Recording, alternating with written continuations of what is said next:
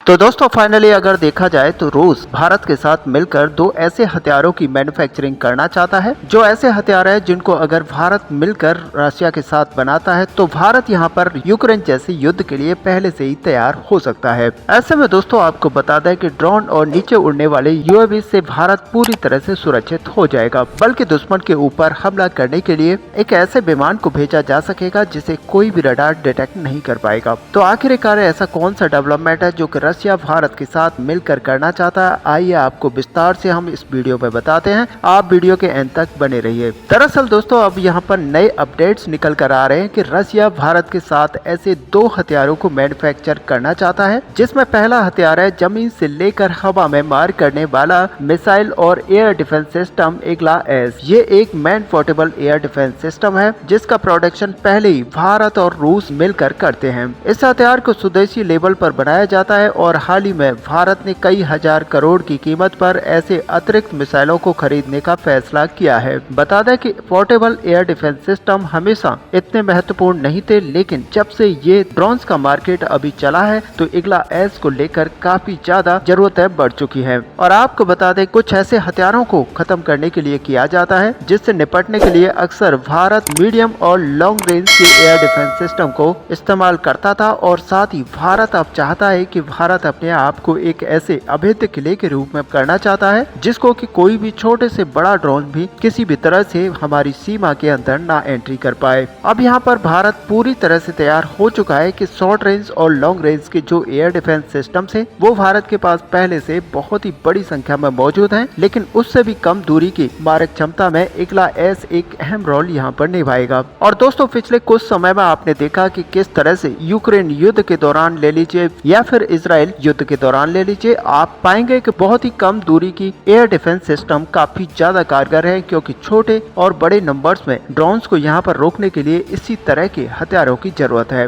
और बता दें कि पहले भी भारत इनका इस्तेमाल करता है, लेकिन जॉइंट मैन्युफैक्चरिंग की वजह से हम काफी बड़े लेवल पर इन्हें इस्तेमाल करने वाले हैं। और ये सिस्टम 500 मीटर से लेकर 6 किलोमीटर तक की दूरी तक किसी भी तरह के हवाई हमले को बर्बाद कर सकता है। ये काफी वजन में हल्का है, जिसकी वजह से इसे किसी भी लोकेशन पर ले जाया जा सकता है। इग्ला-एस का इस्तेमाल करते हुए हम ड्रोन्स और क्रूज मिसाइल को तबाह कर ही सकते हैं, साथ ही इनके इस्तेमाल से हम उन फाइटर जेट्स और अटैक हेलीकॉप्टर को भी तबाह कर सकते हैं जो हमारे एयर डिफेंस सिस्टम को पार करते हुए इलाके के काफी अंदर तक आ चुके हैं। ऐसे में दोस्तों आपको पता है कि कई जगहों पर बड़े एयर डिफेंस ले जाना काफी ज्यादा मुश्किल है, और आप लद्दाख जैसे रीजन में ले लीजिए जहाँ पर हमारे इन्फेंट्री सोल्जर्स इन सारे एयर डिफेंस सिस्टम को यूज कर पाएंगे। और इसी वजह से माना जा रहा है कि ये डील भारत के लिए काफी ज्यादा बेनिफिशियल हो सकती है। और वहीं पर रूस भारत को जिस दूसरे हथियारों को जॉइंट मैन्युफैक्चरिंग करने की बात कर रहा है वह Su-57 फाइटर जेट है, और ये दुनिया में अब तक बनाया गया सबसे नया 5वीं पीढ़ी का फाइटर जेट है जिसे रूस ने स्वदेशी तौर पर विकसित किया है। इसकी जो सबसे बड़ी ताकत है वो यही है कि यह F-35 के मुकाबले 2 गुनी दूरी तक जा सकता है, यानी कि F-35 और इसका अगर आमना सामना होता है तो ये F-35 के मुकाबले 2 गुनी दूरी तक जाकर युद्ध लड़ने में सक्षम होगा। साथ ही इसकी रफ्तार और मैनोवर करने की जो एबिलिटी है वो इसको और भी ज्यादा ताकतवर बनाती है। और बता दें कि रूस भारत के साथ मिलकर इस फाइटर जेट को जॉइंट मैन्युफैक्चर करना चाहता है, जिससे न सिर्फ भारत को आने वाले समय के लिए बहुत ही जल्द फाइटर जेट्स मिल जाएंगे जो कि पूरी तरह से स्टेल्थ होंगे, और ये पूरी तरह से फ्रंट लाइन फाइटर जेट्स होंगे। और बात यहीं तक खत्म नहीं होती, बल्कि भारत के अंदर अगर इनको मैन्युफैक्चर किया जाएगा तो भारत के डिफेंस इंडस्ट्री के अंदर रोजगार के अवसर भी पैदा होंगे। ऐसे में आपको बता दें कि भारत Su-57 को डेवलप करने के प्रोग्राम से पहले ही यानी कि 2018 में ही बाहर निकल चुका है, और इसके पीछे इस फाइटर जेट को